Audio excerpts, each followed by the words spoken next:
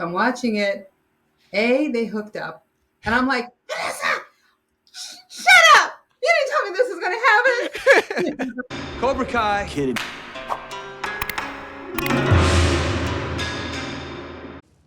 No, yo no soy maquilladora. Oh, con ese traje yo diría que tú estás hot for teacher. I am Billy the Kid, and I have a riddle for you. Bonsai, I'm the Cobra Kai Kid, and today I am joined by Rose Bianco, who plays Rosa Diaz, aka Yaya, on Cobra Kai. How are you doing today, Rose? I'm good. So good to meet you. It's so great to meet you. Thank you so much for coming on. I am such a fan of your character. I think your character, Yaya, is one of the most underrated characters in the whole show. And I'm just such a fan. So it's so good to be talking to you right now.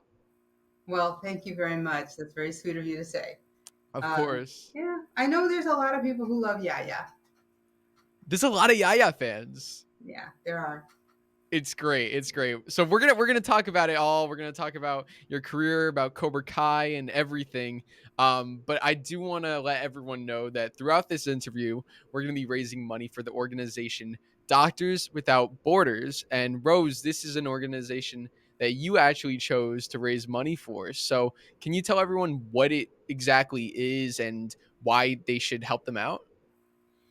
Well, I chose that one in particular right now because of the earthquakes in Turkey, and of course the war in Ukraine.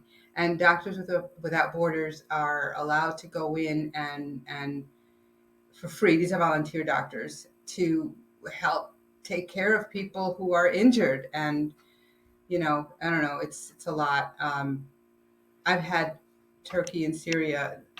Those earthquakes have been really pretty devastating, and that's been on my mind. So, whatever we can do to help them would be wonderful. Yeah, and I'm so glad you chose this cause. It's a great cause, and if everyone out there wants to help support, below this interview, there's a big blue donate button, so you could hit that button and donate however much you can, or check them out on their website and see if there's anything you can do. So, thank you all. Um, I do want to talk to you about the big recent announcement that we got about Cobra Kai season 6 being the last season. Yeah. Which also you're my first interview since that announcement.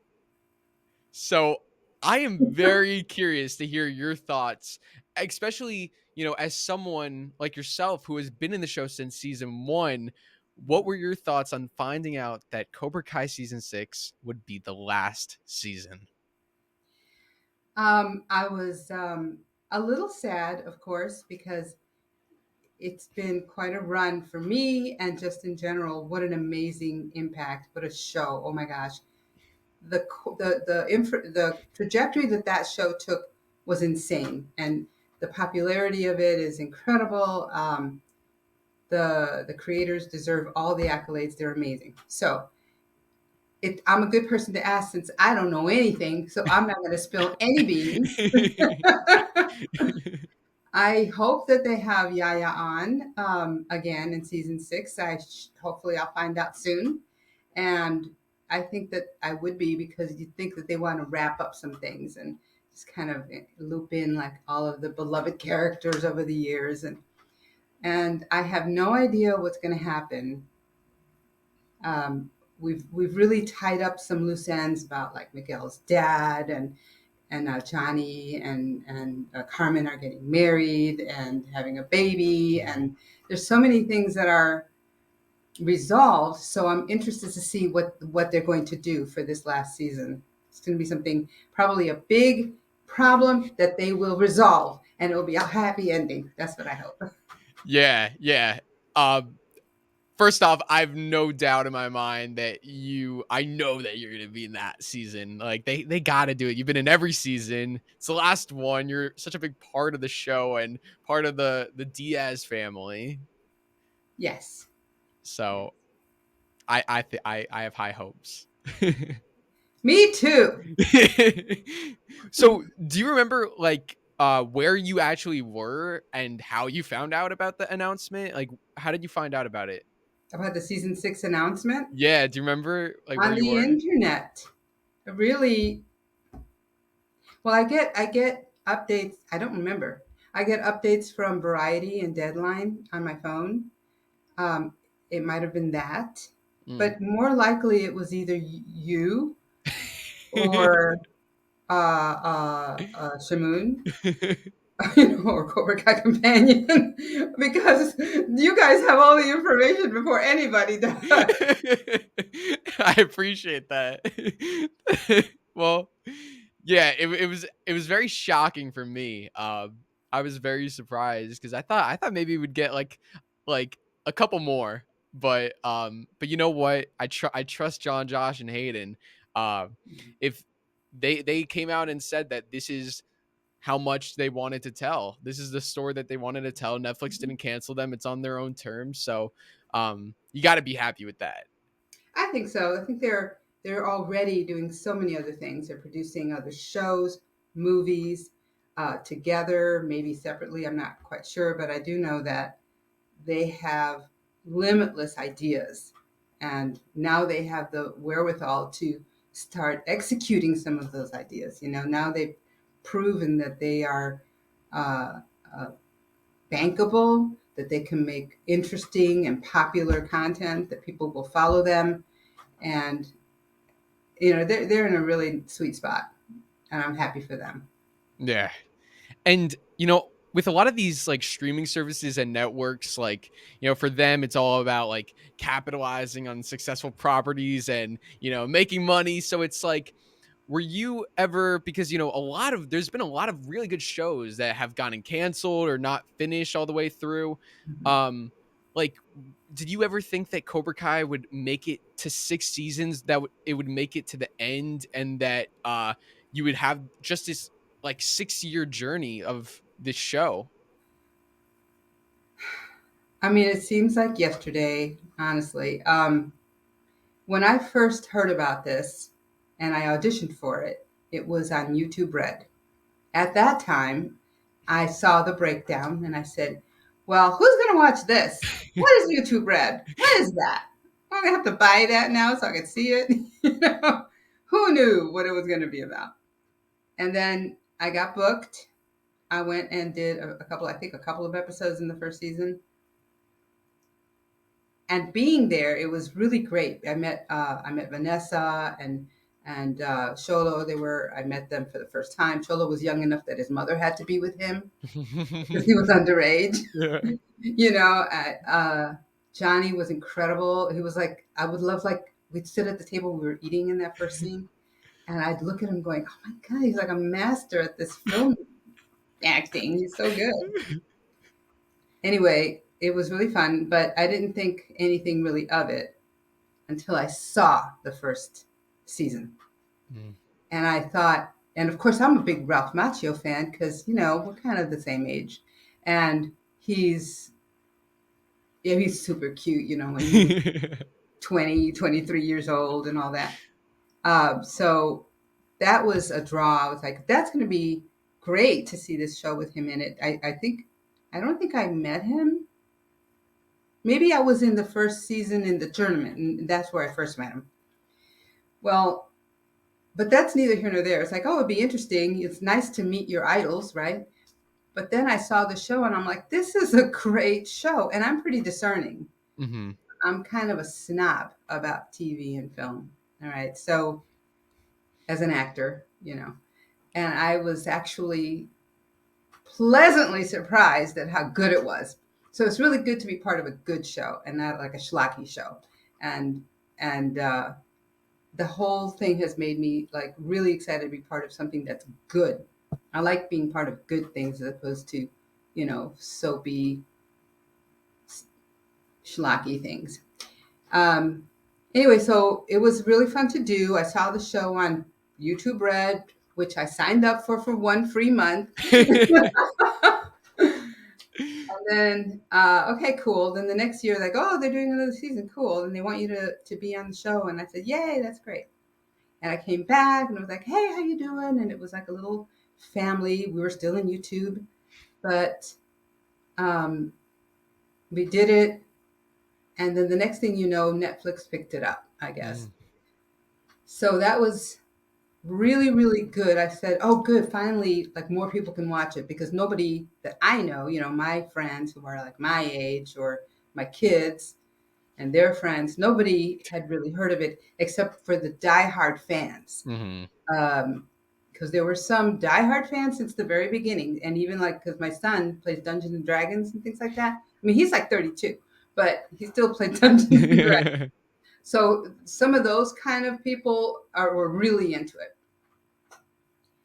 And when it came up out on Netflix, I like my popularity shot up like that on Instagram.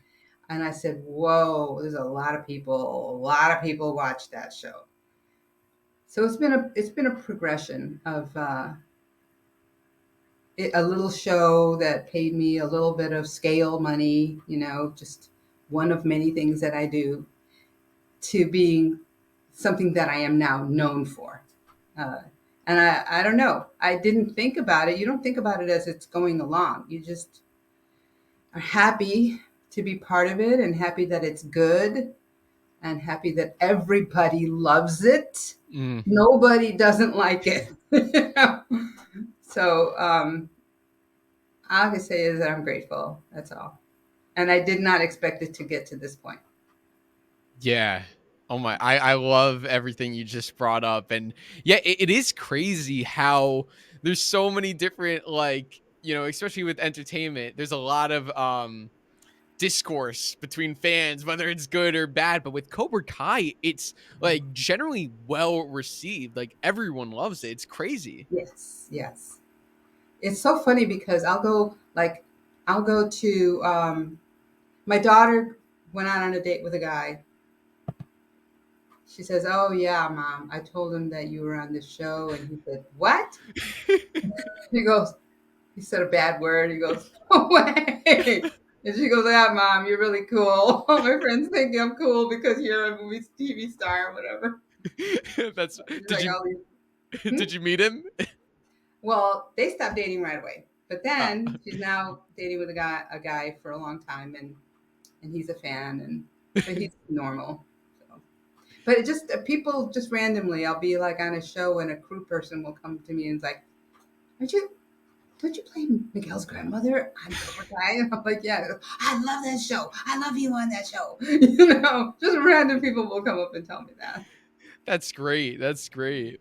And even like when you're out in public, like do you get recognized for Yaya? Not that much, no, because I speak English Mm. mostly, right, and I do occasionally, but very occasionally, like here in my little burg where I live in Atlanta, and I go to the Publix and I do my little things. Mhm. Nobody really knows. I think all my neighbors know. And then, for example, last night I was helping my friend do box office at her little theater, little community theater that she has, and she's my good friend. So I help her out. I volunteer there. So I was like doing the box office, and this guy comes in, Peter Hardy from the Essential Theater, and he goes, "Hey, Rose," and he goes, "Didn't I see you on TV? You're on TV, aren't you?" I'm like, "Yeah." A lot of like the local actors are like, "Oh, Rose, this is like you got a really good deal going on there." Oh my god, it's the best show to be on. Yes, Y- yes. Yeah, and definitely the Netflix acquisition was very big. I remember me personally, like, I was a fan of the show from the beginning when it was on YouTube, and seeing the transition, especially like with my channel too, like the numbers, it was crazy. It's like just the interest in the show. And yeah, as you mentioned, like your followers, everything, and like people love like just everything about this show. It's so good. Yes, it is. It is. Anyway, I don't know. I guess I've been lucky, but also, I earned my spot there. They auditioned a lot of people for that Mm. role of the grandmother, and so I feel like I earned it the hard way. Had to beat out a bunch of other people. But now, if it were, for example, if I were auditioning for it now for a new character, the character of Miguel's grandmother now, I'd probably be competing against bigger names from New York and LA. But Mm, luckily at the time, I was only competing here in Atlanta mm. because they got all of their local people from here. And I beat them out. And now it's put me in a position where I'm now almost equal to my acting peers on both coasts, kind of. Does that make sense? Yeah, yeah. So how did the audition process go? Did you send in a tape? Did you do it in person? Well, the first thing was I saw it in Actors Access, which is an open thing. I don't know if you know about that, but Mhm. actors look at Actors Access for auditions to do.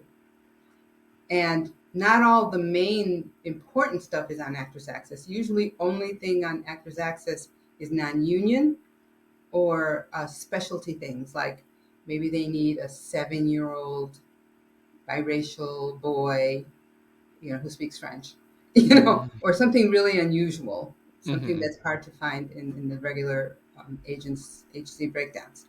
So it was there, and usually when you see that, they looked at all the local people and couldn't find one through the agencies, so they put the breakdown on Actors Access.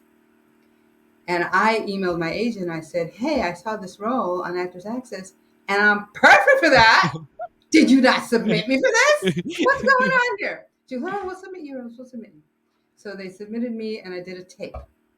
Then they sent me notes on changing a little, tweaking a little bit. Then I went back to the Tim Donner who taped me, and then we did it again, taking the notes. And then I had an in-person audition with the casting director at the time, and that was it. Just 3 auditions, and I got the part. Mm. Wow. So for the character description or the show description, like, Mhm.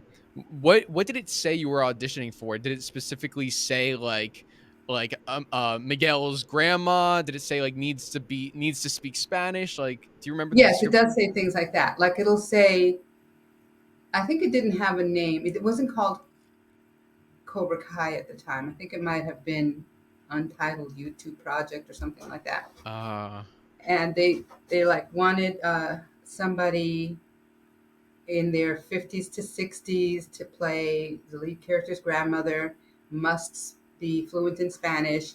She's mischievous and feisty, and it had little like descriptions like that. And I was like, I can do all that. yeah. I'm funny. I can do this. So uh, when I did do the audition, I was a little bit too nice and sweet, and so my note was to be a little less sweet, a little bit more, Um, like a little bit more. Um, what's the word? I can't remember what they told me, but something like more spicy, just a little bit yeah. less sweet. And so I took that note, and I guess I got it. I did it right. That's great. That's great. So what do you remember the scene that you auditioned with? Yes, but that scene did not show up in the show. Ah. I was supposed to be. We were outside getting off a bus or something like that, and I was telling him, "Hurry up!" And he goes, "I'll be there." I said something like, "I've got to tape the soap opera, or Carmen's gonna get mad at me," or something like that. It was just some weird scene that didn't get used in the actual show. Did you film it when you actually did the show No, we or? didn't film it. No. So it was just first drafts are often like, um, there's changes so many times. The scripts change so much. So every other day we're getting a new. Now there's the blue script. Okay, well now we got the yellow script. Oh, now we got the pink script. So that's a normal thing. Yeah.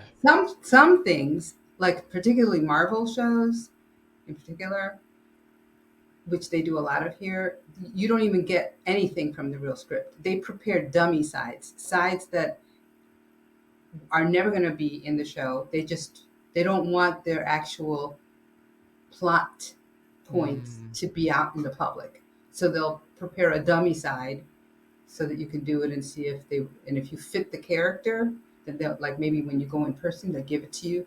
You got to like study it in the office. They don't let you take it with you. When I did WandaVision, I did not get the sides until I was there. I had to ask the PA for it, and then she came collecting them at the end of the, every time somebody was done. Okay, I need your sides back. So how long did you have to learn your lines? I mean, this is for WandaVision. I had almost no lines in WandaVision. But Okay. people who do have a lot of lines, I guess they're like in trouble. I don't know. For this, I got the whole script. That was not a problem. Yeah, it's crazy with like the secrecy with these projects. What is it like on Cobra Kai with that? Like how with there's a lot of like twists and turns and things like the return of Terry Silver and certain legacy characters. What is it like when you have those things and all these secrets? Do you notice that on set with being protective of the scripts and all that? No, not so much that, but we just know that we don't talk about anything like that. We just, most people know to be circumspect about that kind of thing. For example, when we had Carrie Underwood singing in the gym was full of extras. There were probably 100 extras there. And they had to be told, don't take any pictures, don't tell anybody. And it's just an honor system. It's like, don't tell anybody because we want this to be a big surprise. Um, and I think they did.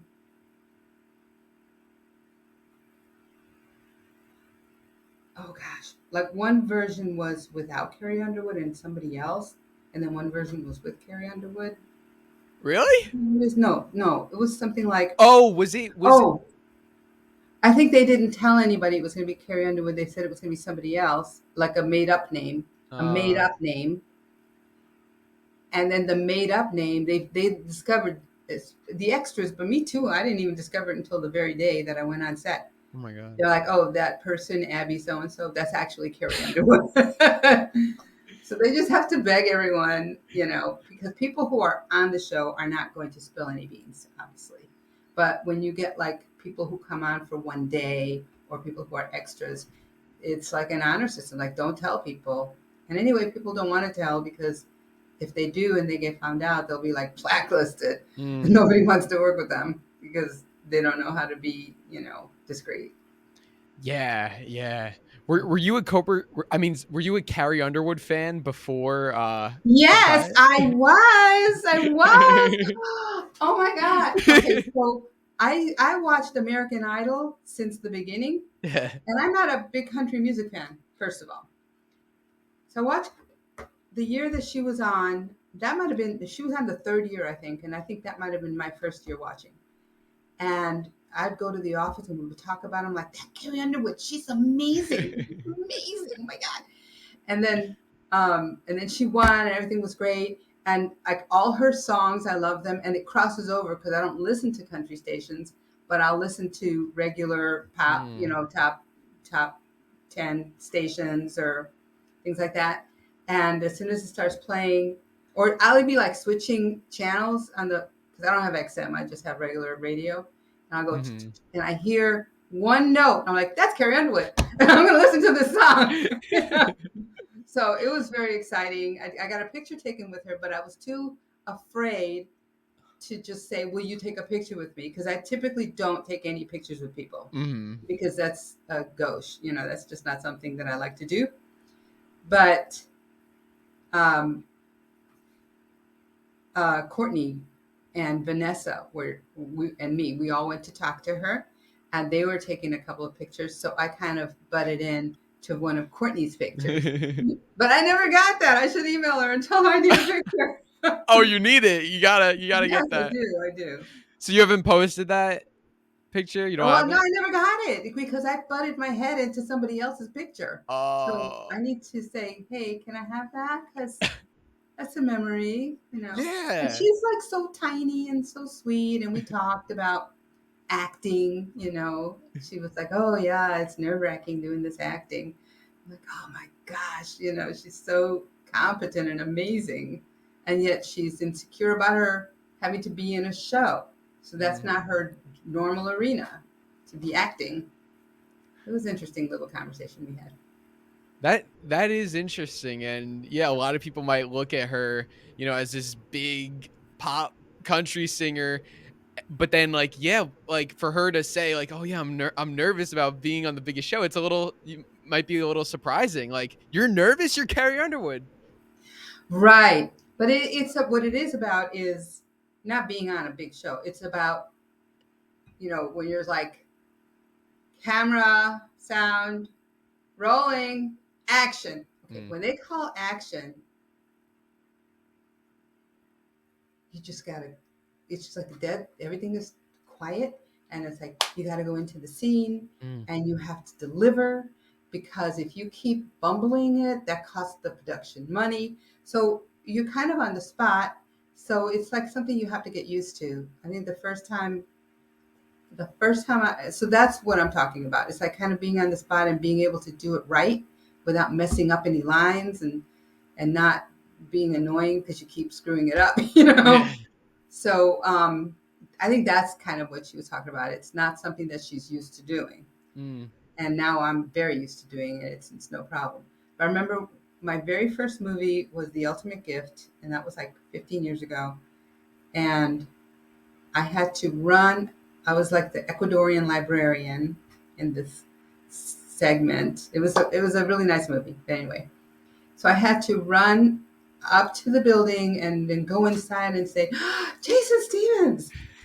Well, I ran up the steps and I went and I fell on my butt. And I got a giant, giant black and oh, blue right here on my thigh. And then and I was, medic, medic. And this was like outdoors. And there was like a crane shot. It was a crane shot because they showed me running up to the house. And there were probably 100 people all like with their little things like that and walkie-talkies. There's so many people. So the medic comes up, looks under my dress, and he goes, "Okay, it's fine. We'll just put some ice on it." And he goes, do you want to just rest? Do you want to stop?" And I'm like, "No, I'm fine. I'm fine. Oh no, I'm fine. I'm fine." You know? Because there's no way I was going to cause the production to stop. yeah. So and then I had like a black and blue like this color. It was just like this big. It was so big, Oh. but it was okay. It's all done now. It's all done. But you got the take? Yes, I did. Wow, wow. That's that's real acting. That's committed acting. Oh yeah, yeah. You just like the show must go on. That's a real thing. Yeah. So Once I was on a stage play, and a screen door went on my fingers, and you know how when the door closes on your finger and you want to oh. scream, Mhm. I go backstage. I'm like,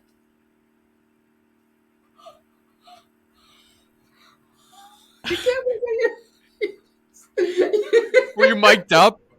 Were you mic'd No, up? no, no. It Oh, was a theater. It was theater. So but you couldn't make it. You couldn't obviously scream. no, I was right behind the flats. I was just like, oh my god.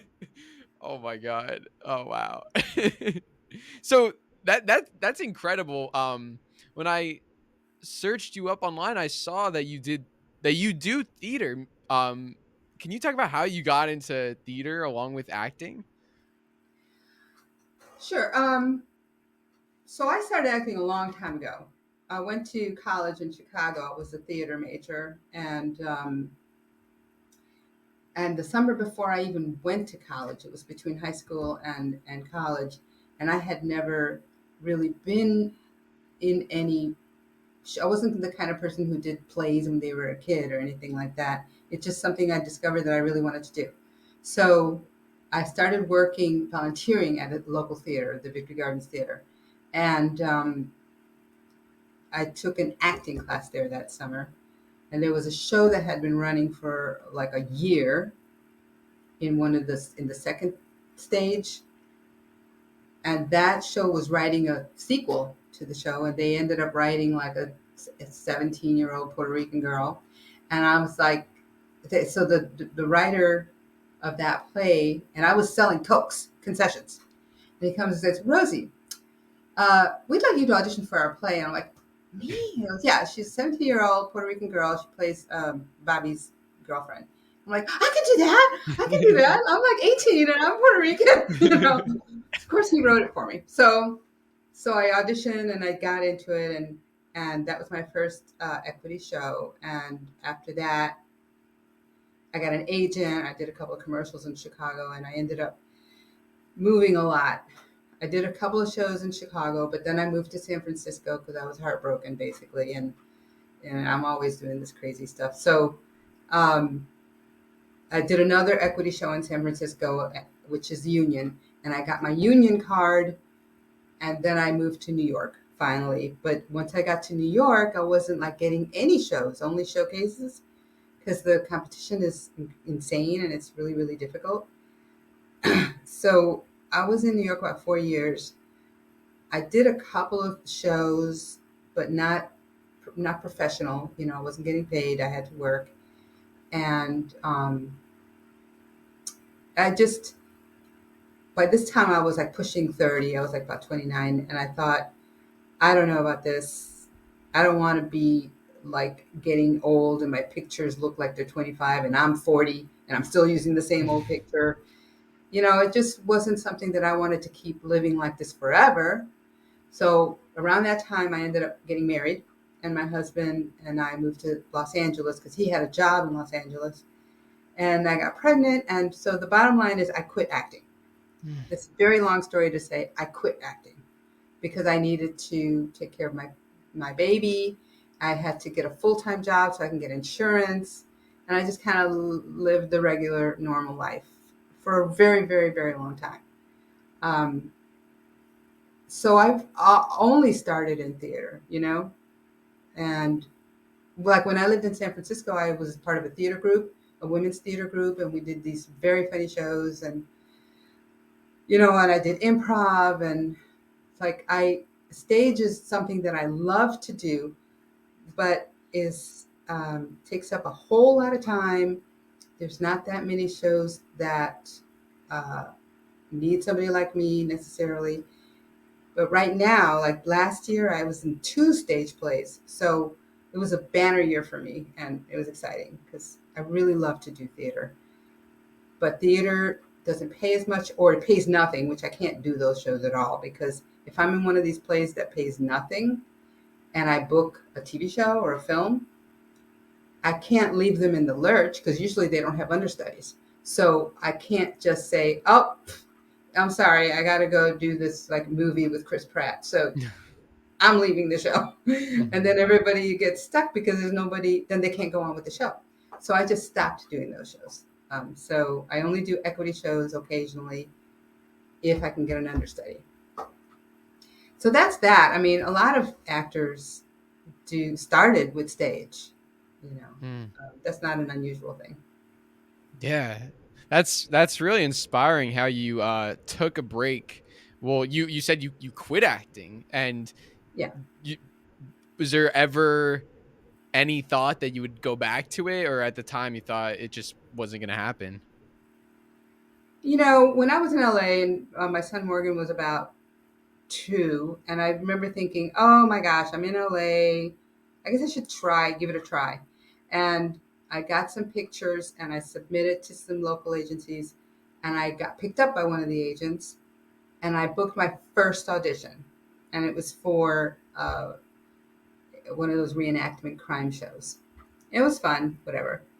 But the agent, I only had one picture, one headshot, and it was like $500 at the time to get this picture done. It was Oh really my god. beautiful. It was a beautiful picture. But she says, you look like you're from Spain. You look like a Spanish person in this picture, like a castanet type that had all this beautiful makeup. I used to be really beautiful. You still are. But she said you should get more pictures because you can do so many different things.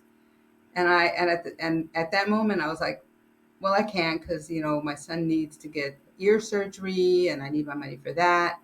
And um, I realized that I just can't drop everything in my life to do everything that they asked me to do. And I just said, this isn't going to work. And so I just like stopped. That's when I really stopped for about 15 years. And then when my son was in high school and my daughter was in middle school here, I said I started to do some local theater and doing costumes because I love theater so much. I'll do costumes, and stage management because I just love the milieu. It's really fun. Um, and that's when I got my first agent and I did The Ultimate Gift. So that was in 2009, I think. What's it? 2012, I think it was. So that was when I first kind of got back into it. So to answer your question, no, I didn't think that it would happen because um, I'm in Atlanta. Who knew that Atlanta was going to be this hub of show business? You know, the, that just, you don't think about that. I certainly, my husband and I, he got another job here, so we moved here in 2021 or 2001. Oh. So here we are in Atlanta, and I didn't even think about professional acting, But then all of a sudden, things started happening here. It was really interesting. Yeah. So what is your husband in the entertainment industry? He was an actor. He was actually in the national tour, and he worked on of Little Shop of Horrors. Mm. He worked at the Orpheum in the Little Shop of Horrors. He was involved with it for like 5 years, that show, and he was an actor before then. He's like a Shakespearean actor and all that. But he also couldn't make money acting, so he got a job, Mm. and that's when that job sent him to California to manage a theater in California. He passed away, so Oh, I'm so yeah, sorry. that's all right. It was like in 2021, so that was a bad year. Mm. Sorry. So how did you move to Atlanta? You didn't move here for acting. No, no, no. He got a job here as a stage manager for the Puppetry Center, and we move a lot. Okay, so we were in Louisiana Hmm. for about 7 years, and he was working at a cultural arts center as management in cultural arts center. But he got laid off, so he started looking for other work. And his best friend lived here in Atlanta, and we came to visit because they were talking about, well, maybe you should come to Atlanta. There's a lot more opportunities ever since the Olympics. There's been like many people have moved in, and there's so many more things happening. And this is like the 1990s. I don't remember, but there were some Olympics happening in the mid 90s, I think, here, which caused Atlanta to have like a higher profile. So we came here and we liked it. And I said, well, let's move here because he then got interviewed for a job at the Puppetry Center, which is a very famous thing here. And so we moved here, and that was that. Hmm. So, yeah, we moved here for my husband's job. I was a legal secretary. I could work anywhere in the country.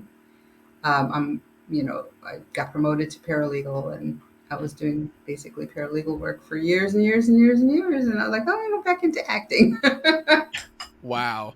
Your story kind of reminds me of Oh, Johnny you're Lawrence in a terrible. way. What? Who? No, who? Oh, I was gonna say your story kind of reminds me of Johnny Lawrence a little bit, and I'll explain why. I know it might sound. Hear me out. So after when he was in high school, all he would do is karate. That was his whole life. Right. And then after the tournament, he stopped doing karate. And then it wasn't until the Cobra Kai series where there were a couple of key moments for him, like saving Miguel at the mini mart and seeing Daniel Larusso again. Those moments are what inspired him to get back into the dojo, just like how you took a break. So I'm curious, did you have like a Johnny Lawrence moment where like Johnny like did the karate like 30 years later and like that's kind of what like and he was watching Iron Eagle and he saw the motivational speech. That's what made him get back into it. Did you have like any moment where it was like this is my destiny. This is what I got to do. Oh my gosh, I love how you kind of brought it back to Cobra Kai. I love it. I love the show. Yes, I know. No, I wouldn't say that. I think that when the kids were a little bit older, I was doing community theater, And then I decided to do a play, but I can only do like one play a year because I have to work in the day and rehearse at night, and I still have kids. So, but I think around that time I said, well, I'll submit my picture to an agency and see what happens. The agency called me back 2 years later and said, we'd like you to read for this Ecuadorian librarian. And I booked it immediately, right? I booked that first audition with Houghton. I booked it. And I think that might have been a moment where I said, I guess I'm pretty good and I should, think about this more seriously. And now the kids don't need me to be around all the time. They don't want me to be around all the time anymore. And maybe this is my time now, So I just kind of took that as a sign that this was a good time to get back into acting. Yeah, that's great. So, what do your kids think about the acting and Cobra Kai and your role in the show and everything? They love Cobra Kai. They love it. They just think they're very proud of me, I guess, because I stuck with it for so long, because it's a long road. Before I got Cobra Kai, it was like 10 years between The Ultimate Gift and Cobra Kai, I think. But there wasn't that much work here, so, and I've always been like a union actor, so there just wasn't very many things for me to do. But I kind of stuck with it, and so they're proud of me for accomplishing a goal that I've always wanted to do since I was 17, and they think it's cool because mostly they don't care. They're not impressed, but their friends are all impressed. I'm impressed. So anyway, I think it's cool to have such a cool mom. The coolest Yaya. Did you watch the Karate Kid movies before you landed your role in Cobra Kai?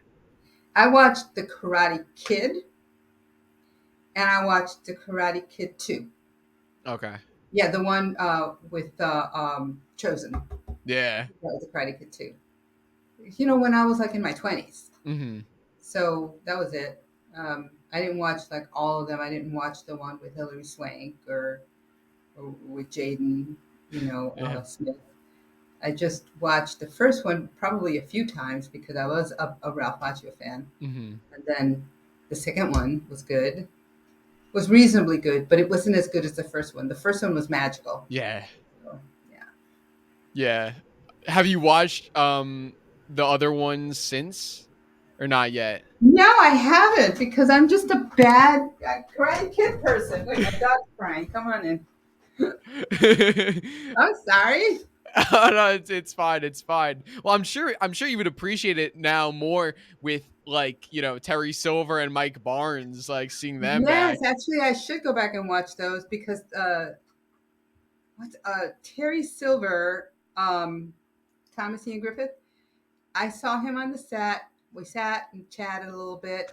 He's such a gentleman. Yeah. He's like such a gentle, nice guy, and so kind of educated and just kind of high class. And then I just said, I just can't believe how evil you are in this role.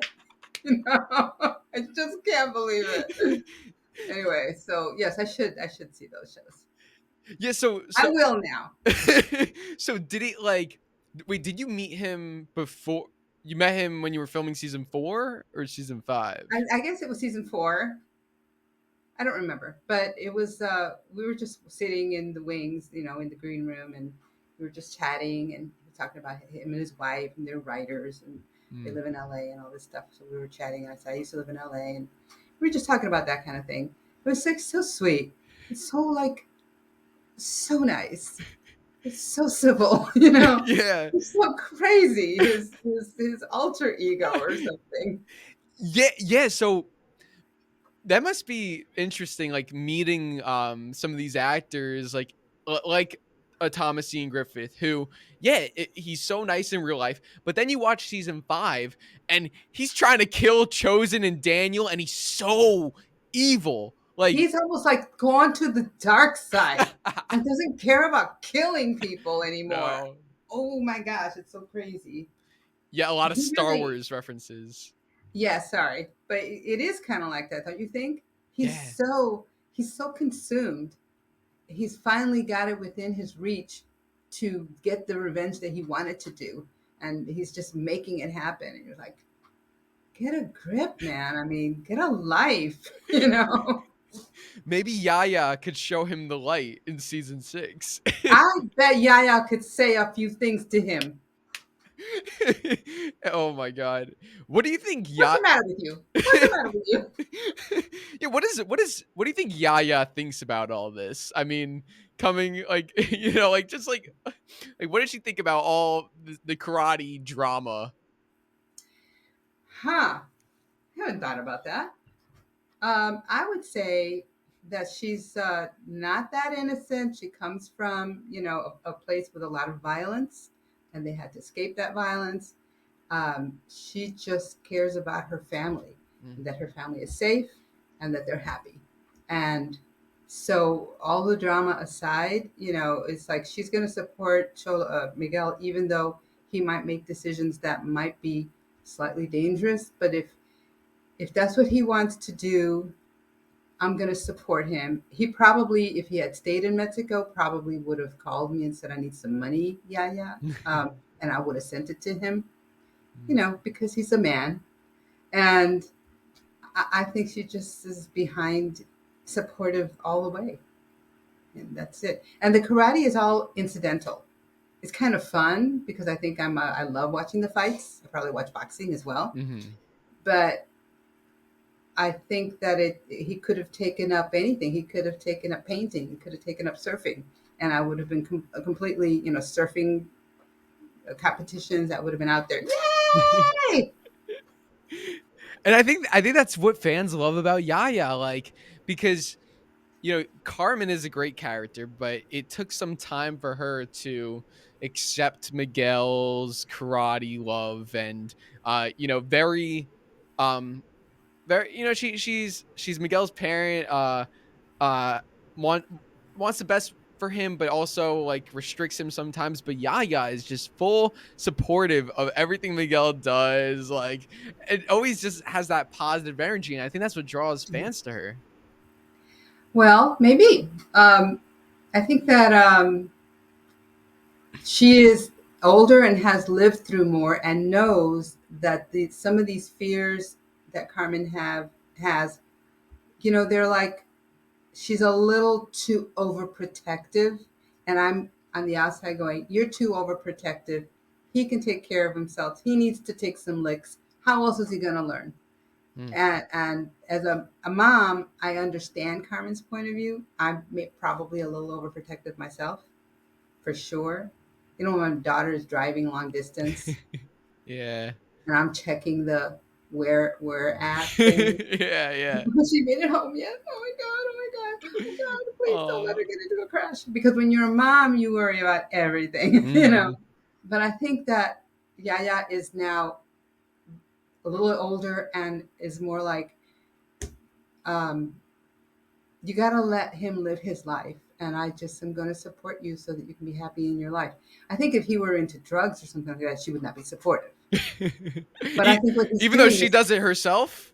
oh no, that's not drugs. I'm talking about hard drugs. What are you talking about? That's illegal. That's illegal. Smoking a joint. Yeah. But she wouldn't want him to throw his life away, but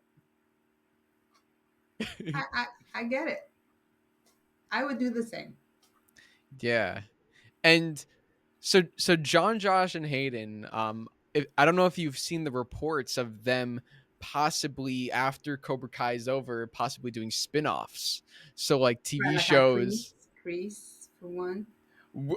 We don't even know yet. So outside of Cobra Kai, like making movies or TV shows with some of the characters. And I feel like Yaya and Carmen and Miguel, like that story before Cobra Kai with leaving Ecuador and coming to Mexico. I mean, coming to the States.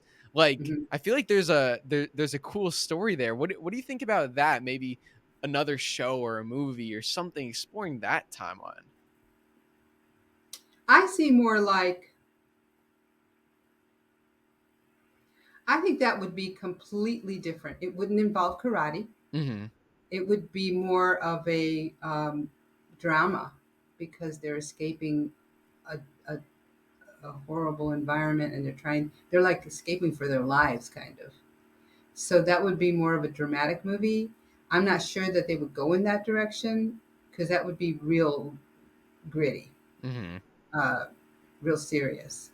But I wouldn't put past them. I mean, they're really great and they're just down to earth, normal guys, and I'm sure they have some dramas in them as well. But mostly they focus on comedy.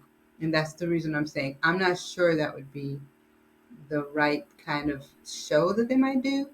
But I Mm-hmm. could definitely see, let's say, 5 years in the future, and Miguel is maybe married, and then he runs into his old nemesis or something like that.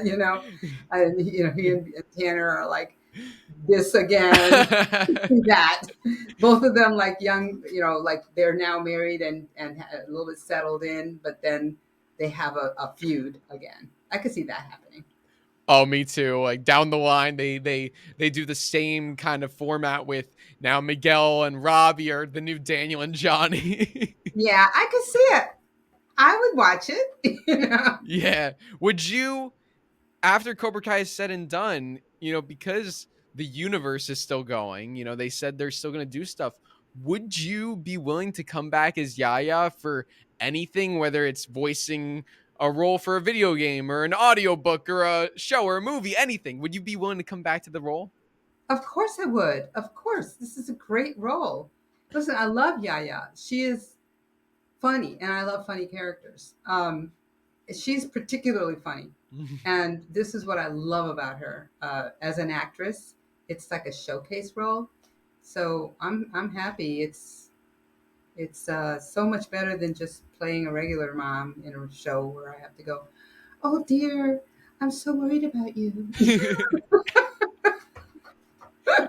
Yeah, usually that's what the grandma Yes, is. They're yes. they're like, oh, like very very sweet, very like caring, and Yaya is sweet and caring, but Yeah, but she's she's sweet and caring. What's the matter with you? She's sweet and caring. but she's got she's funny. She's funny. Yes, And it's she a great role. I would do it anywhere, anytime, any day. Absolutely. Yeah. What do you think about like when you're reading the scripts and you see some of Yaya's one-liners? Like what do you think about like John, Josh, and Hayden's like script writing and the whole writers team and the lines for Yaya? What do you think about like her lines in particular? I'm always glad that I'm an assassin. I got these incredibly funny lines. I usually have sometimes the funniest lines in this show. I Hmm. mean, between me and Johnny, though, it's a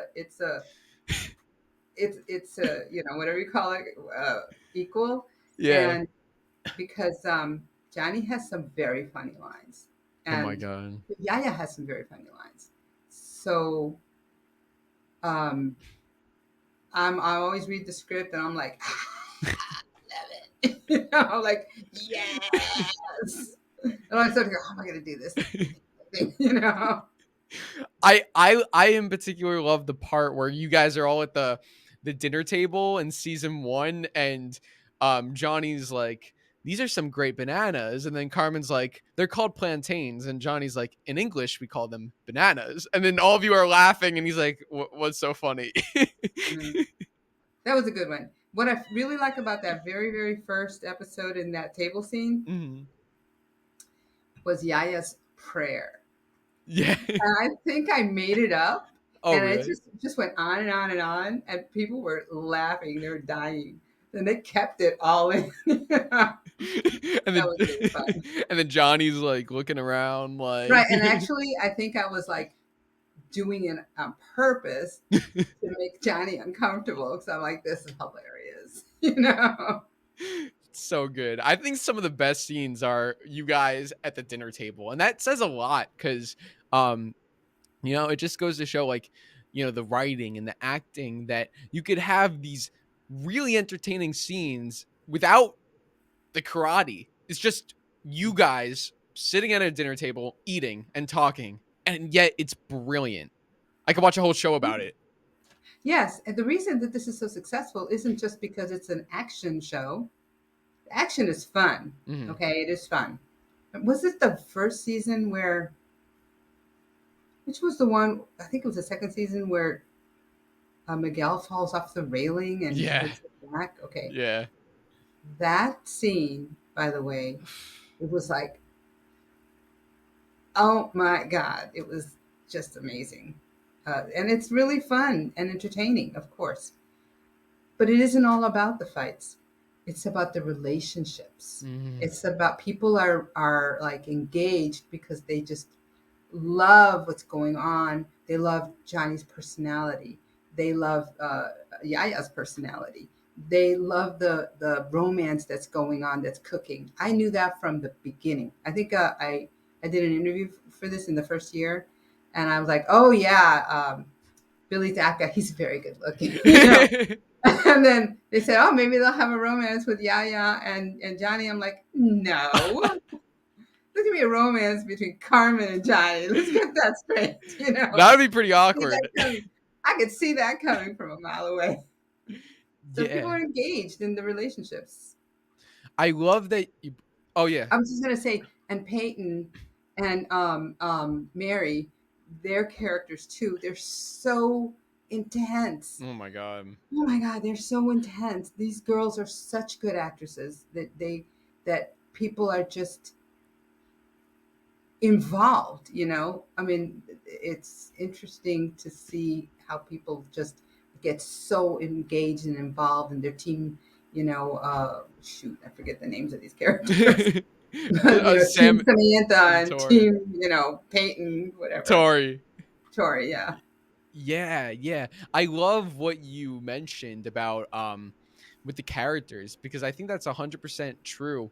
Um you can have the karate, you can have all these things, but what it really boils down to is the characters. And when for people watching this series in the beginning, a lot of people are Karate Kid fans. So they only care about Daniel and Johnny. They don't care about anybody else. But the show uses Daniel and Johnny to introduce other characters, and then by season 2 you're invested, or even in season 1 you're invested in Miguel. When Miguel breaks his back, you're crying. When Yaya is telling Johnny, like pray with us, like you're, Yeah. you're crying, especially when she's speaking English. It's like you're invested in all of these characters. It's brilliant. I love it. I think it's a testament to the writing and really the casting Hmm. because it's so well cast. Um, so people first tuned in because of the Karate Kid and Johnny, Yeah. right? That was the initial draw, I think. And like you said, pretty soon they're like, "Oh, this is a really good show, and I love all these characters." And I mean, I think that the casting was so important because these guys, the four main young people, and also I would say Jacob, Hmm. they're all so perfect for their roles. They're such good actors. I mean, especially Marion and Peyton, Hmm. Cholo, and Tanner are like great actors. Yeah. Okay, they're just great actors. So it was important not to just get some pretty faces. They needed to get people who can like get people involved. And the only way to get people involved is to really be able to, I don't know how to explain it, act it right. I don't know. I don't know how else to Yeah. explain it. So I think the casting was just on point. Yeah, it's like not only are they new characters, but Mary is being casted as the daughter of the Karate Kid. Tanner's being casted as the son of Johnny Lawrence. Miguel is being casted as the next Daniel Karate Kid, Larusso. basically. Yeah. Uh-huh. Very important shoes to fill. And yeah, we came for Daniel and Johnny, but we stayed for everybody. And for me personally, as a young person, like I connected right away to Miguel. Right away. Like I didn't watch the Karate Kid first. I actually watched Cobra Kai first. And Hmm. Miguel like was what kept me in this universe. I'm like, that was me in school, like not really knowing where I belonged. And then, when I saw him like doing push-ups and training with Johnny, like that like inspired me. And I Yeah. I, Yeah. I thought his arc from even still going, I think it's incredible. And everyone in the show just is their inspirations. That's a good point. Is that people identify with the problems that these people are having, and that's why there's so many young people that are fans. They identify with what's happening in their lives because Hmm. they're able to convey it so well. I mean, yeah, Miguel's arc is constantly like this and is always delivering it. And I just want to mention too, like for example, Courtney Hengler, who plays Amanda, is just like her character in a way. She's just so funny. Yeah. Somebody should just make a funny show, a comedy just about her. I mean, she's just such a funny person.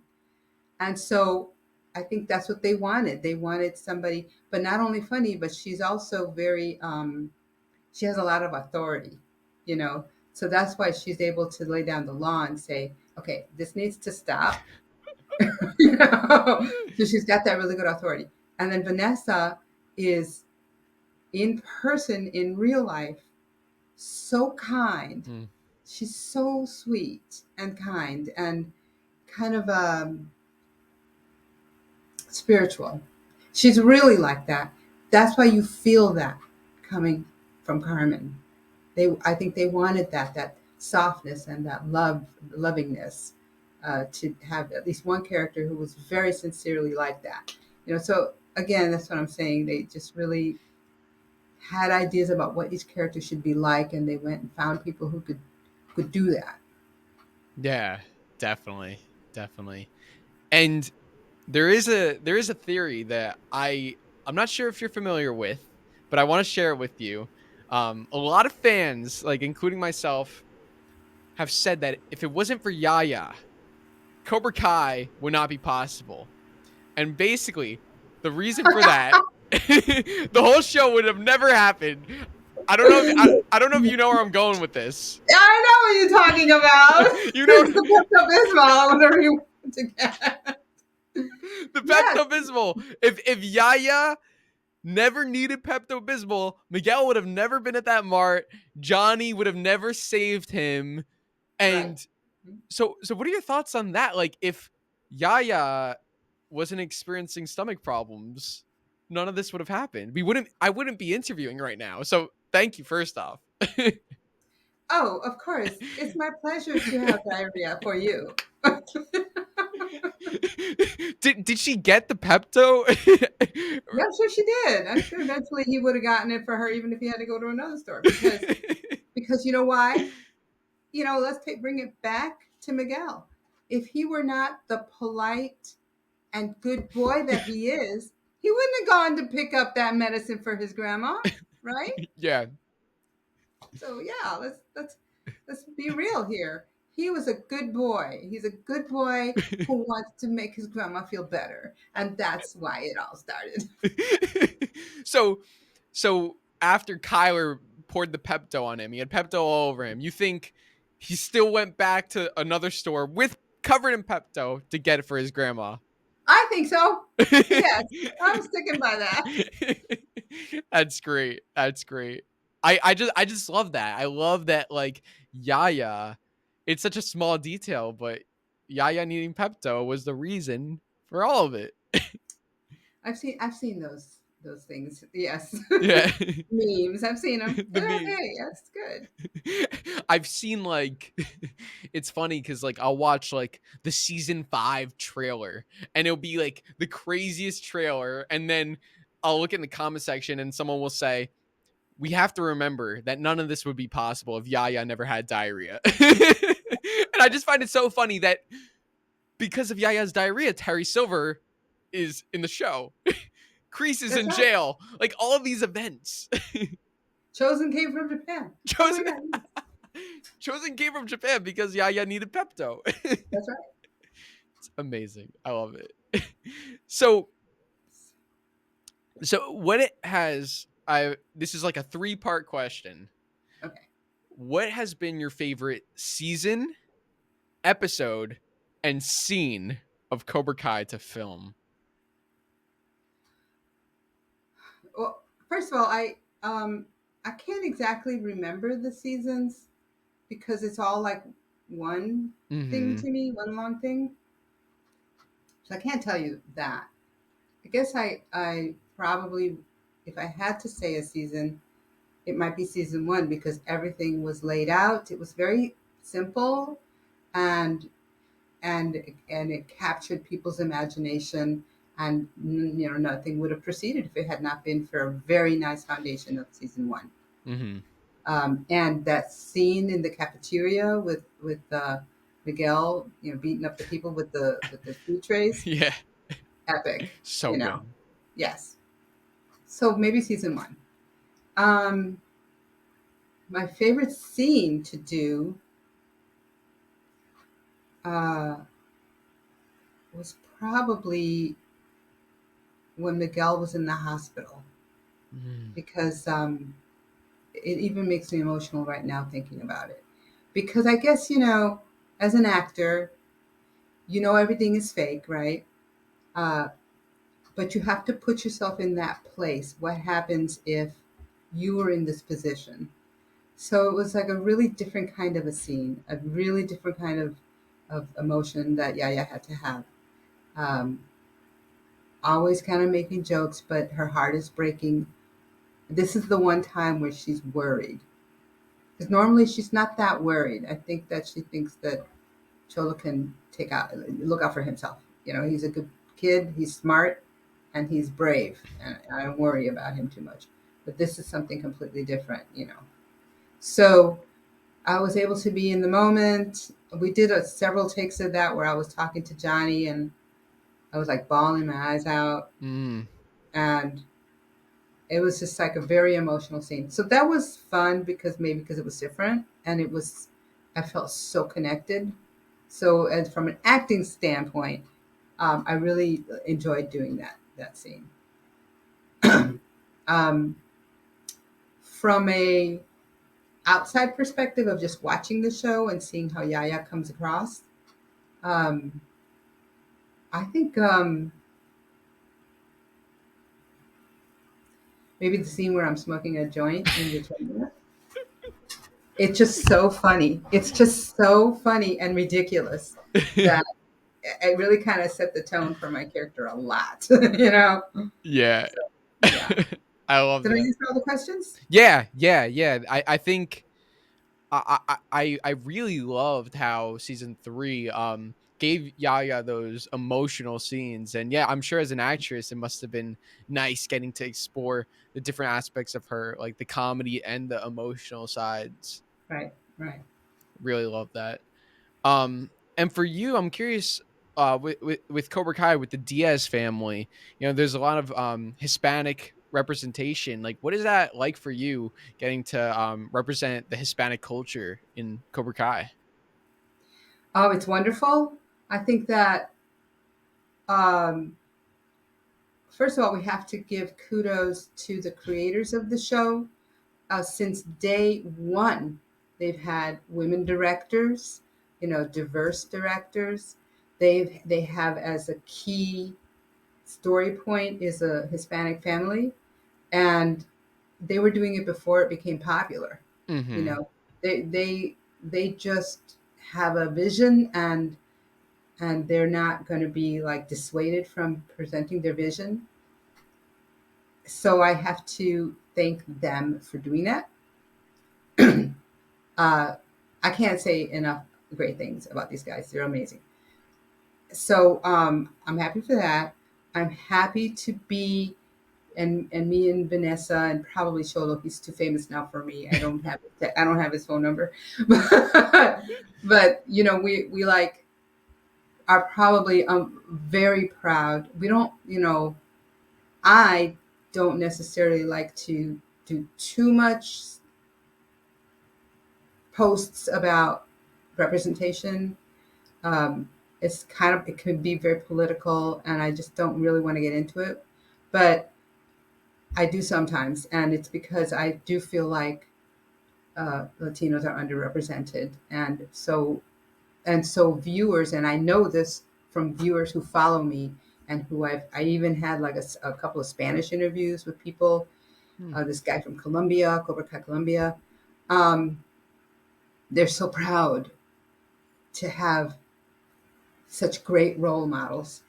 And when people say that, Drew, it's so hard to understand. Like, what do you mean representation? I don't get it, or whatever.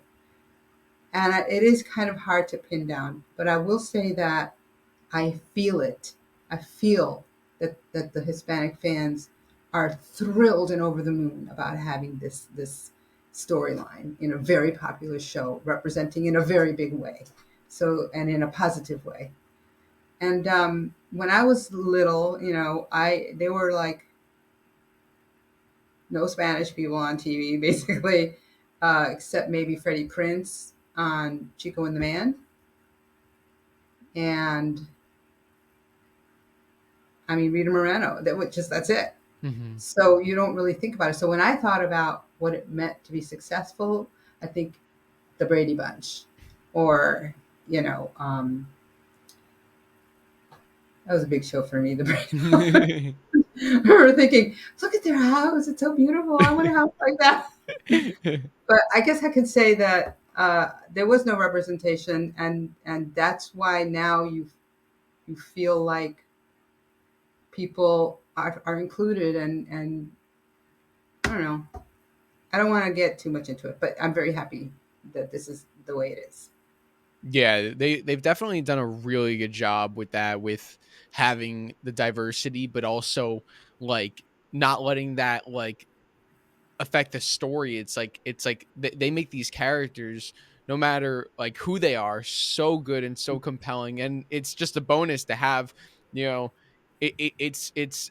like a newer thing to have the main lead be Hispanic and his whole family, like, but it's so great to see. And um yeah, I Yes, and by the way, those guys, they don't kowtow to political pressure or anything like that. yeah. So that just was their vision from day one, and they always are inclusive. And they like did Plan B, unbelievable that movie. I loved it. Mhm. They don't care about being um, what's that word, controversial. They just do what they want to do and what they believe in, and that's why they're successful. So. Yeah. And they're very inclusive, but they also play on some of these ideas of real modern life. Like they had one kid in the Cobra Kai dojo wear a shirt that said the future is female, and then Kreese was like, Jesus Christ. Exactly, exactly. So Oh that well, I mean, Johnny is so politically incorrect. It's hilarious. It's hilarious. it's funny because yeah, they're self-aware of what they're doing, like Yes, they're yes, they're inclusive, but then they also like someone like Johnny, like they can like make fun of his lack of knowledge. right. But and not only that, it's also like they're inclusive, but like, hey, it's not that deep. We're Yeah, just all people here, you know. yeah. And it's like you can't take people like Johnny too seriously. He makes Exactly. fun of everybody. Yes, he does. He does. Yeah. So rewatching Cobra Kai after season 5, there was something I noticed, and I want to know if you noticed this, because you actually foreshadowed something that would happen in season 5. Um in season 2, episode 9, Popo, when Carmen is getting ready for her date with Johnny, Yeah. and Johnny opens the door up, you say Oh, I said, don't get her pregnant. Yeah, you say don't get her pregnant. And what does he do? He gets her pregnant. pregnant. I know. Did you Was this just a like a funny line? Did you think that maybe this was possible foreshadowing? Did the writers say anything about that? No, and I didn't actually think about it being foreshadowing. Um, I didn't really did think about it. I didn't. So when it turns out that she's pregnant, I'm like, I think I found out watching it on TV because I'm not on all the time. I only Mm. go on a few days out of their shooting schedule. So I'm watching it. They hooked up, and I'm like, Vanessa, shut up! You didn't tell me this was going to happen. So that was just don't knock her up. Just typical. This is what I'm worried about. In fact, that's what basically she said. Don't knock her up. Don't knock her out. And then she said it in Spanish, and Johnny says, "Thank you." Great writing. It's great. So now it seems as if the Diaz family is gonna have some more members. We're gonna have Johnny, Carmen, Yaya, Miguel, and a baby. Are, Aww. are we gonna need a bigger house? Like, what's gonna happen here? They're going to have to get their act together and combine and get a house. Yes, that's what's going to happen. Or a bigger apartment. The apartments are small. Maybe they move in with the LaRussos. Yeah, maybe they can move into the LaRusso's guest house in the back. That'd be funny if they were neighbors. Yeah. Oh, yeah. But they probably would never make enough money to live in the LaRusso's neighborhood. Yeah, that is, unless Johnny by the end of Cobra Kai opens a new dojo that becomes worldwide. A chain of dojos and he becomes famous. Yes. It could happen. Yes. You never know. And then like all the people they get hurt, Carmen takes care of them because she's a nurse. Oh, right. So it's the sideline. It's the urgent care clinic right next door to the dojo. Yeah, it's like once you get punched in the face, like it's all like a scam pretty much. Yeah. No. I don't think Carmen would participate in a scam. No, I'm kidding. Johnny might. Johnny might. Yes. Also, the Cobra Kai writers, they named your character Rosa. And I'm curious, because your name is Rose in real life, was the character name made after or before you got the role? Before. Oh, okay. I've played other Roses too. That's a common name for Spanish characters. So. Okay. It's interesting because it's very similar. So I thought maybe there was a correlation. No, okay. Yeah. So before Cobra Kai is all said and done in the final season of Cobra Kai, what else, before they wrap it all up, what else would you like to see from the character of Yaya?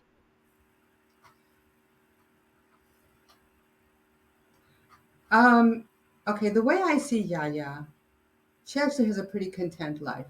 And I don't think she's at home just cooking and cleaning all the time. I think that she might have some friends and they go out to lunch and maybe they bowl or they play gin rummy and things like that.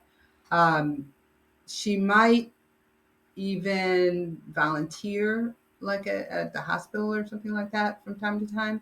So I think she's got a pretty full life and I think she's very happy because she came from a place where everything was horrible and now she's like in a place where really we're pretty privileged as Americans, even people as poor as them, compared to where they came from. I think she's pretty happy. She might take some English lessons at the community college and be able to communicate better with Johnny. Mm-hmm. So that's what I would like to see. Yeah. I mean, she speaks some English, so. Yes, of course. Here's the thing. This is so true to life. In a Latino family, like such as where I came from, I spoke English. My mother spoke Spanish. I would say, Mom, what's for dinner? Vamos a la arroz con habichuela. Okay, thanks. Vete a haga los trastes. Oh, I don't want to do the dishes right now. So this is like normal. But Mom she understood pretty much all of the English. Mm. And if she had to, she could talk, English.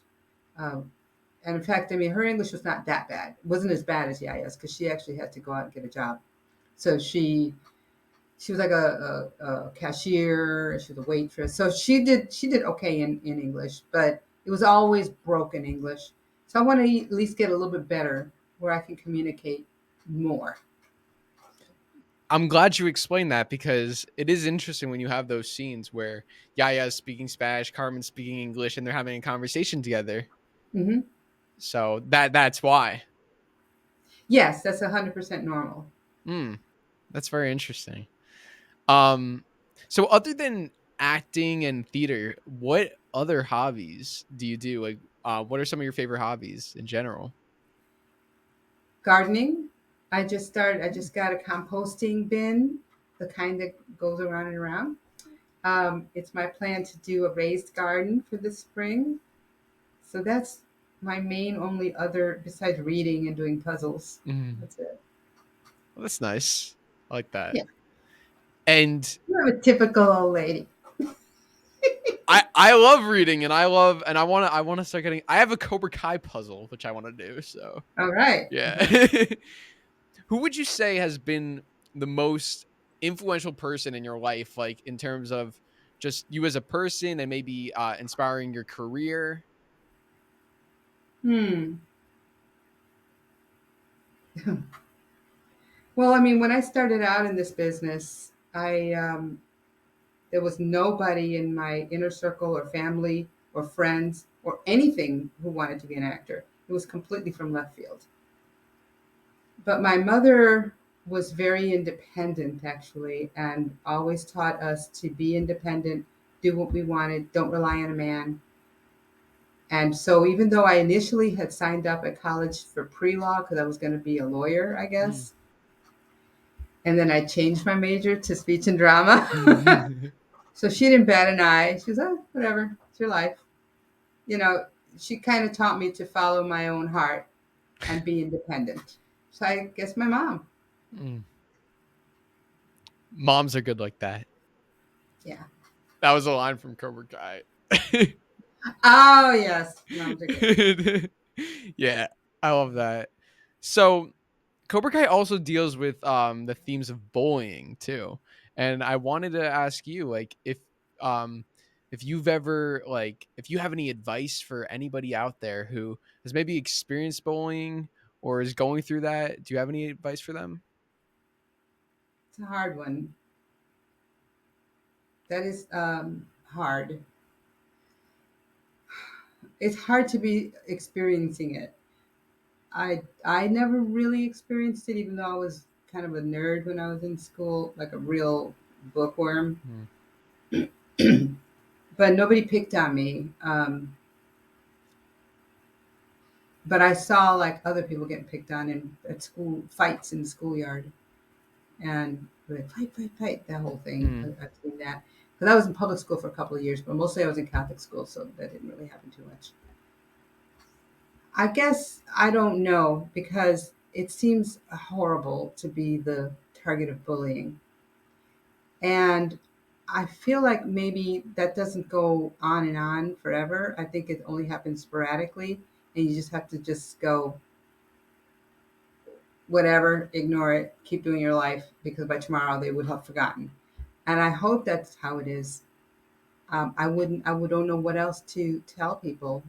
I'm sorry. I feel like it's a serious problem and I'm not sure how to solve that. Mm. Yeah. Well, Cobra Kai deals with a lot of it, and Yeah. I mean, you saw Miguel like getting bullied. You saw Kenny getting bullied. I mean, not necessarily turning to karate can always be the answer, but sometimes when they joined the dojo, they found people who accepted them and took them in. So that could be one way of it. Yes. And it doesn't have, like you said, it doesn't have to be karate, but they found some place that gave them motivation to improve themselves, to get stronger, to get stronger in the mind. So if you have an organization where that you're interested in, you have to be interested in it. You have to want to pursue it. And honestly, martial arts is a great avenue for that because martial arts is about mental discipline as well as physical discipline. Mm. I myself actually did taekwondo when I was a teenager. Oh, So cool. yeah, yeah, it's that is actually a really good way to just kind of strengthen yourself and feel strong about yourself in a non-judgmental environment where people accept you for who you are. So that, I think the Boys and Girls Clubs might have some martial arts and maybe other things, maybe some sports if you join a sport, and just be motivated to get strong enough and fast enough to play in the sport that you love. It gives you a motivation. And then if you're part of the team and you're a team player, then they're going to accept you. And I think that might be another avenue. What do you think? Yeah, I 100% agree. If there are people out there who are bullying you or trying to be mean to you, I always say that's on them. It's not about you. And they're Yes, not the type of people you want to be with. And when you find people with similar interests, especially like if you're into theater, like even being with, right, like have you, did you feel like, how were the people like in theater that you met, like, having similar interests, did you connect with them a lot? that is another avenue, honestly, because theater's like a family. Hmm. People say, this is why I love it so much. We're working together towards a common goal. Everybody wants the show to be good, so we support each other. The best way for you to be good in a show is to give to the other person what they need, to a back and forth. So it's just a collaborative and supportive environment. I absolutely found a theater family when I got involved in theater. Uh, and it's just so funny because it's not for everybody, but it is another one of those places that you find a voice and you find an inner confidence, and you find acceptance and support. Yeah. Well, I really like that advice, and I myself, I've done like some productions at my camp, like I've been in some plays, uh, so yeah, so that was really fun, and everyone there, is really nice because we're all passionate about the same thing, and we're all just trying to have a good time, and it's just it's about the arts, and that's just it's a fun thing. It is fun, and it's kind of like it could be like a hobby. It doesn't have to be that you want to be Yeah. make your career that, but it helps. It's really good. Like there's classes for lawyers or classes for business executives because it helps them open up and be able to talk in front of people and just kind of lead. It's good for leadership and things like that. But it may also be that you want to be an artist, and the only way to do it is trial by fire. You just got to do it and get rebuffed a lot. And the other thing about acting in particular, when you get into more of professional acting, that the theater community and the state TV and film community can be like this, because it's a hard business Mhm. and you get rejected all the time. And so we support each other a lot. So it's just good to be part of a group of like-minded people, Mhm. you know. Yeah. And for those out there listening, if if someone is interested in the arts, theater, acting, becoming a painter, anything, like with that does come rejection. I've experienced it myself. Do you have any experience, like if someone goes through that, like do you have any advice for someone how to handle that? I think my advice is think of look at the bottom line is you want to have a good life. You want to be happy. It would be nice to, if you're your age, it'd be nice to have friends. And I don't know how old you are, but maybe be able to have friends to go out for a drink or, Mhm. play games or Dungeons and Dragons or those kind of games. Like I'm telling you, my son is not a dork anymore. But there's a lot of people who are interested in that. It's fun to have a support group of friends and have a life and try and get a partner if that's what you're interested in. um, don't try, because if you try, that doesn't happen. Mhm. But just what I'm saying, and this is also what I tell young actors: have a life, because that's more important ultimately. And you have nothing to give artistically if you don't have any experience in what life is like. Hmm. So just, remember the important things. The important things is your family, your friends, and pursuing your goal and having a constructive hobby. I mean, I guess the bottom line is you're going to get rejected a lot, even in the business world. So just try and lay out like a content life, elements of your own life that are going to support you for all the time. I love your advice because it ties to Miyagi Do, which the philosophy is balance. Balance. Yes. Yes. Is that what you try and live your life by, like having balance? Yes. Absolutely. Actually extremely ambitious for an old lady, but and so I will do things, and I'm going to New York a lot, and I've got a recurring role in New York right now, and I'm trying to. I just read for a series regular because I'm ambitious, and this is my chosen field, but that may or may not happen. Meantime, I can do bookings here locally and make money, and I have a good life. I have a good home, a great family. My kids are amazing, and a really good network of friends. And I try to do the gardening and go out and walk my dogs because it's balance. You need all of it. It's all really important. Hmm. Yeah, yeah, definitely. Even if it's not something that you want to do, even if it's even if you know it's not something you want to do for the rest of your life, you still want to do what makes you happy. That's what it's all about. Yeah. Yeah. Pursue things that are of interest to you, that you care about, that you're passionate about. And I'm not the type of person who says, follow your passion. Because people say, oh, great, Rose, you followed your passion. How cool. I'm like, I wouldn't phrase it like that. Hmm. I really love acting. I love the experience of acting, of being, cameras are rolling, you nail a scene, it's so real, it means something, or you just like, I love when I hit the nail on the head. I love when I do it really good. It's like the greatest experience. Hmm. So I love that. So I keep pursuing it. And I'm making money doing it. So yay. For probably like 30 years not making any money doing it. But when I was not acting at all, I was writing plays. I Oh, produced like a access cable show of a play that I wrote. You know, it's just fun. Do things that you want to do.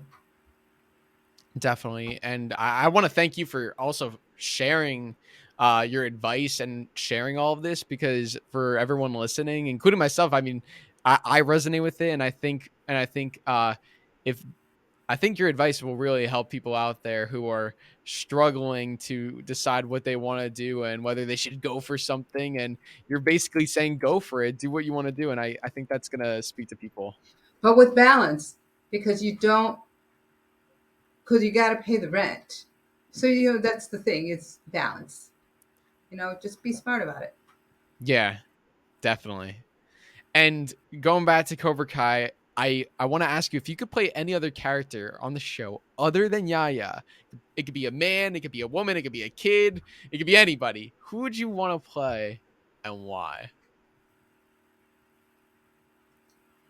Oh my gosh. So if I could have a different body and everything, I'd like to play Amanda Ooh, because Amanda is funny, and I love playing funny characters. And she's strong, and she's just epic and fantastic. So I think I love that character so much. great answer, great answer. And if you could have any scene, well, I guess season 6 is the last season. So let's say in season 6, which character who you have not yet interacted with in the first 5 seasons would you want to have a scene with?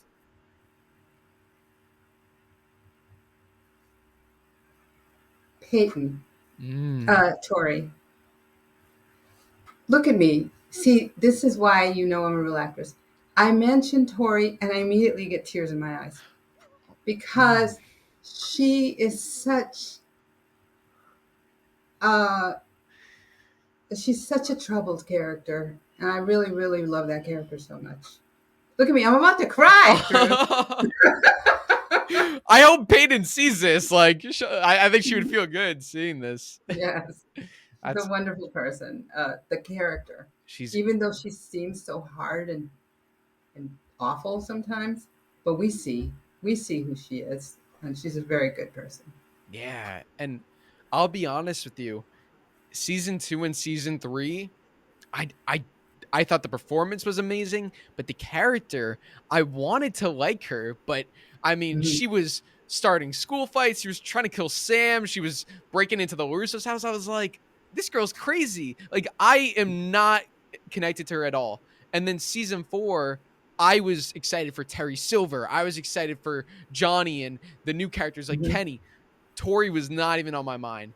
And then I watched season 4. She blew your mind. Yeah. She blew my. I was like, she is the MVP, the most improved. She stole the season for me. And I was like, wow, Peyton, Yeah. like crazy. A character that I did not resonate with. I was like, I am blown away. And season 5 only made her better. Like, so like Yeah. it's all intentional. It's great. The writers, they know what they're doing. It's so good. And her acting is so I agree. I agree. it's amazing. I have a couple more questions for you. Uh, Okay. um, if you could join any dojo in real life, Cobra Kai, Miyagi-Do, or Eagle Fang, which dojo would you join? Miyagi-Do. I Are you I could talking about tell. me, Rose Bianco? I could Hey, tell. I'm chill. I'm zen. What about Yaya? Eagle She Fang? might do Eagle Fang. Eagle Fang. Yeah, because her favorite person is still involved, but it is like the balance, and I think that she's a pretty smart character. Yeah, I see you as Miyagi-Do. I I I think Okay. that's a good fit. But then I could also see you being tough like Cobra Kai. I don't know because I think that I and also Yaya don't agree with the no mercy A little message. too extreme. It is too extreme, and we've lived too much, and things are not black and white. So I think that it's a little too extreme. Yeah. That's Johnny's that's kind of Eagle Fang with like Johnny's like the gray. Yes, I agree. I agree. It's great. Um so do you have any at the moment, do you have any acting goals or personal goals for yourself that you're working on? Well, I have a New York agent, and I've been working pretty steadily in the last 6 months through them. So I guess I have as a goal to be a series regular. That's every actor's goal, by the way. Mhm. Um, and maybe to live in New York part time. So that's my goal for this year. Great. And you mentioned you were doing a project in the city coming up? Yeah, I'm actually on East New York right now, which is a show on CBS, Awesome. and also on Minx, which got canceled from HBO, but Stars is gonna put it on. So I've also been appearing on Minx. Awesome. So when does East New York when where can fans watch it? When can they watch it? See, East New York is on right now, and I've already appeared on 2 episodes. And it's a CBS show, but it also shows on Paramount Plus. So, and I'll be coming on again. I think like March, the first or second Sunday in March. I'll be coming on again, and you can see the reruns on Paramount Plus. So, Great. Great. And last question, what has been the biggest lesson or takeaway for you from being in the film industry?